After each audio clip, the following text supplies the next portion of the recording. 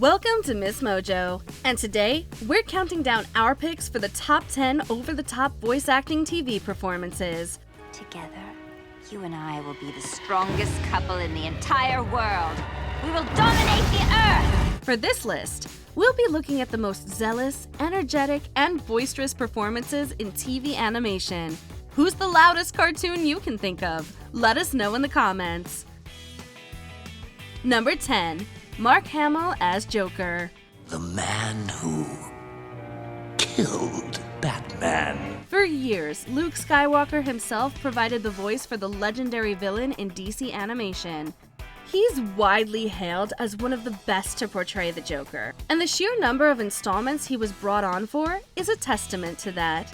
So when I went in, I thought, you think they're going to hire Luke Skywalker to play the Joker? The sometimes almost silky delivery Hamill employs is perfect for a character as creepy, sinister, and truly deranged as the Joker. We need to pull a job tonight just to make sure. Make sure what, boss? Why, that old Batsy's bought the cave, of course. And one more thing, Murphy. Don't ask stupid questions. Other times, his inflection is all over the place, with nasally tones, gruff yells, and maniacal laughter to boot. And if Batman hasn't really gone to his final reward, we'll see that he gets there. He's got range, folks. We can only imagine how much fun Hamill had in the booth with this one. It's just fun to play a character that creates chaos wherever he goes. Number 9. Grey DeLisle as Azula, Avatar: The Last Airbender. Grey DeLisle has so many iconic roles, but perhaps none as over-the-top as Princess Azula. Together, you and I will be the strongest couple in the entire world. We will dominate the earth! DeLisle has been quoted saying the Princess of the Fire Nation was her favorite to voice, so maybe that has something to do with it. She goes quite high-pitched for this character, and at a rather loud volume as well. But nothing is as stellar as the unbridled haughtiness DeLisle manages to employ. Greetings. This is Princess Azula of the Fire Nation, and I've got a public service message. Don't set the world on fire. Make it your bitch instead. If Azula so much as looked at us the wrong way, we might burst into tears. So there's that. From spine-chilling calm to fits of outrage, by the very end of the series, Grey DeLisle makes Azula one scary teenager. Number 8. Alex Hirsch as Grunkle Stan, Seuss, and Bill. Gravity Falls. Does the criteria over the top include the volume of characters one voices? Because if so, bonus points to Alex Hirsch. As the creator of the show, we bet he knew exactly what each of his characters should sound like, and it's wonderful how effortlessly he was able to bring them to life.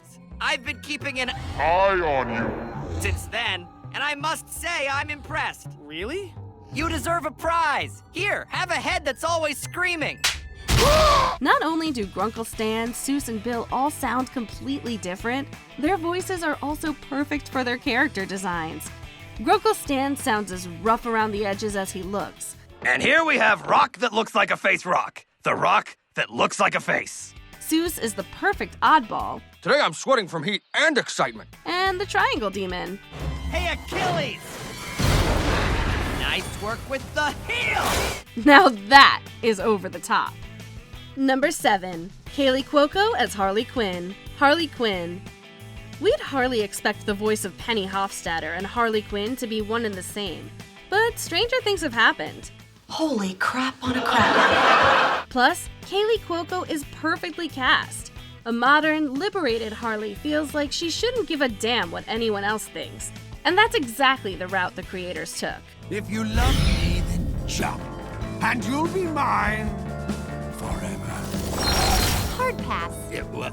I said no, idiot. This version of Quinn is yelling a good 95% of the time, but she's got just enough of that classic Brooklyn accent to remind you of her roots.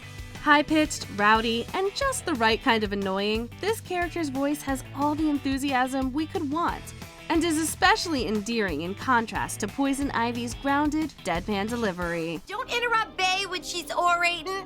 What I would give to see you wearing a headset mic. When the credits roll, Harley and I are gonna kill you. Number 6. John DiMaggio as Dr. Draken, Kim Possible. As far as campy villains go, Dr. Draken has it all. The unnatural skin tone, the convoluted plans, the considerable incompetence, and most importantly, the evil laugh. My plan will reveal itself in due course, Shigo. Who wants to build a robotic? I do. Oh, and the catchphrases. You think you're all that, but you're not! We can't forget the catchphrases. John DiMaggio is responsible for bringing so many of our favorite cartoon characters to life, but Dr. Draken might just be the one with the most flair. Beyond the quality of his voice, he puts on an accent that's intended to be reminiscent of Harvey Korman, and does so with some major melodrama. If there's one thing that always gets us, it's when Dr. D starts out low and frustrated before eventually erupting in a giant burst of anger. When he gets in, I need Shigo. Shigo, where did Shigo go? Shigo! Number 5. Ashley Tisdale as Candace Flynn, Phineas and Ferb. While this entire show is pretty unforgettable, it's hard to deny that Ashley Tisdale's Candace is pretty much the star. We bet just mentioning her is enough to conjure up the famed catchphrase. Oh, Mom! Speaking of famed catchphrases, it's relatively impossible to talk about over-the-top voice performances without giving a shout-out to Dan Povenmire's Dr. Doofenshmirtz. Ah, Perry the Platypus, what an unexpected surprise. And by unexpected, I mean completely expected! There's something so funny about made-up accents, and this show's antagonist does not disappoint. My balloon! Curse you, Perry the Platypus! In a series full of colorful voices and even flashier characters, it's an impressive feat to stand out. Then again, with how frequently Candace is yelling or freaking out over something, maybe it's not such a surprise. What does it look like? I'm busting my brothers! Number 4. Gilbert Gottfried. So, admittedly, this one's not so much about the roles as it is about the man with the voice. Gilbert Gottfried was known primarily for his shrill voice and exaggerated manner of speaking. Work with me on this one. Try to look snootier. Like pretend you smelled something bad. This made him absolutely perfect for voicing eccentric characters. We cannot imagine Jafar's bird Iago would have had quite the same comedic effect if he were voiced by anyone other than Gottfried. I lived with a family of parrots for a year. And, no, I did no preparation. I just went in and just had fun with it. The actor would reprise the role in the spin-off series, where he'd get even more space to shine as the primary complainer of the group. Fine! We don't want to go to your stupid party! The more long-running TV role Gottfried was known for is, of course, PBS's Cyber Chase, which is still airing today. What's inside that I'm not too excited about? Number 3. Eartha Kitt as Yzma, the Emperor's New School. All we can say is, thank the cartoon gods, Eartha Kitt decided to continue her part as Yzma for the spin-off series of Disney's The Emperor's New Groove. She's absolutely inimitable, and it would not have been the same without her. Reveal to me in secret signs, the mark of the magician. At least once an episode, we were blessed with her phenomenal evil cackle and a brilliant exclamation of, "Pull the lever, Kronk!" Kit certainly went all out for this character, and we wonder if she ever lost her voice during the recordings, given just how frequently and extensively she was projecting. Even better were her exchanges with Patrick Warburton's Kronk. Fix me some papaya pizza bites. Gotcha. With mustard? Yes, but not yellow. That other stuff. Dijon, you got it. A true queen of theatrics? They just don't make them like Eartha Kitt anymore. Number 2. Seth MacFarlane as half of Family Guy. Family Guy. Seth MacFarlane's talents seem to know no bounds. Not only is he the creator or co-creator of multiple acclaimed shows including Family Guy, it appears he's able to make his voice sound however he wants. I don't have any money. From Peter to Stewie to Quagmire to Brian, you'd hardly know it was the same man puppeteering them all. Each is just as unique as the last, except for maybe Brian, and they're all quite exaggerated, which is what makes them so great.